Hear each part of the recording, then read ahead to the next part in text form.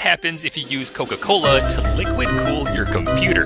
Well, for starters, you would need around half a liter of the soda pop itself in order to flow from the reservoir to the radiator and through the heatsink. And the first thing you might notice after doing so is that carbonation is literally everywhere, throughout every tube, especially the reservoir itself. Check out all these bubbles. But surprisingly, after just 5 minutes, you'll notice that carbonation starts to subside. But as they say, you're out of the frying pan into the fire, because you might notice a leak in your water cooling with Coca-Cola spilling everywhere. So after touching that up and cleaning up the mess, you might now notice that your CPU's temperature mentioned in this top left line graph is being kept at around 30 degrees Celsius with the Coca-Cola. And that's equally as effective as using normal mineral water inside of this liquid cooling loop. But then you might think it's a fluke, so you'll put the CPU under load and notice that it doesn't even top out at the highest temperature possible. 74 degrees under load is a totally respectable temperature for your CPU to be at. But then, of course, you remember that pop is acidic and will likely break down the internal mechanisms of the motor over time. In the short term, it works like a charm.